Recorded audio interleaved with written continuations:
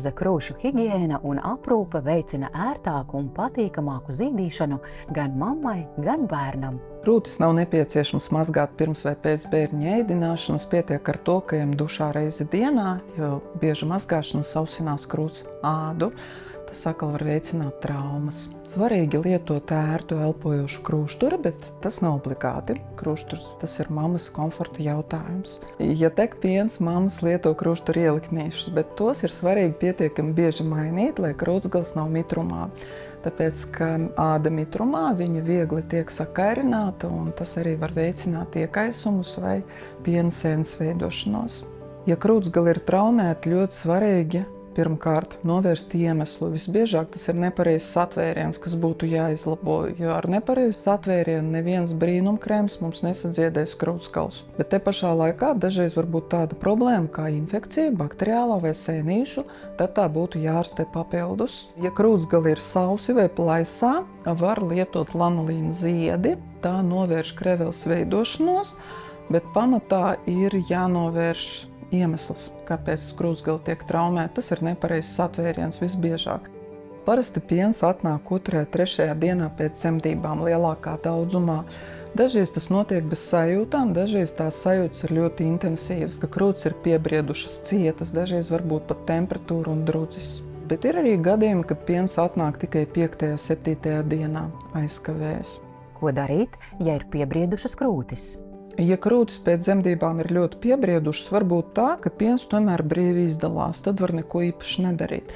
Bet gadās, ka krūtis ir tik ļoti sacietējušas un piebriedušas, ka piens neizdalās. Kas vispār notiek šajā brīdī ar krūti? Tas mūsu piena dziedzers, viņš strauji piepildās ar pienu un spiež uz apkārtējiem audiem. Tādēļ veidojas tuska, piepampums. Un tad tā limfostāze, viņa nospiež piena vadus, un tāpēc piens netek ārā. Ja krūtis ir ļoti piebriedušas, pietūkušas, mamma var veikt vieglu prettuskas masāžu pēc mājas Bolmanas metodes. Šie paņēmieni ir ļoti viegli, bet ļoti efektīvi, un galvenais droši, ka šādā veidā nav iespējams sev nodarīt pāri. Kustības ir ļoti vienkāršas. Mēs krūti saņemam un vienkārši izcilējam uz leju, uz augšu. Ja? Lēnā tempā, augšā lejā, pēc tam mēs viņu varam izkustināt pa labi, pa kreisi.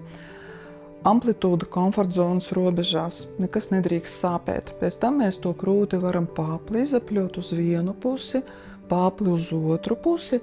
Katra kustība kādas 6-8 reizes.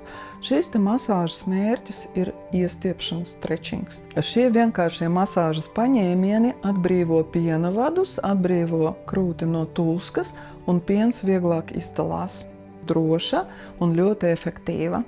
Šajā posmā, kad piens ir tikko atnācis, ir svarīgi bieži likt bērniņu pie krūts, viņš palīdzēs krūti iztukšot. Gadījumā, ja bērns nezīž, ir svarīgi krūti atslaukt. Tātad secība būs tāda: sākumā viegla prettuskas masāža, pēc tam bērns pie krūts, un pēc tam var pielikt augstumu vēsu kompresi.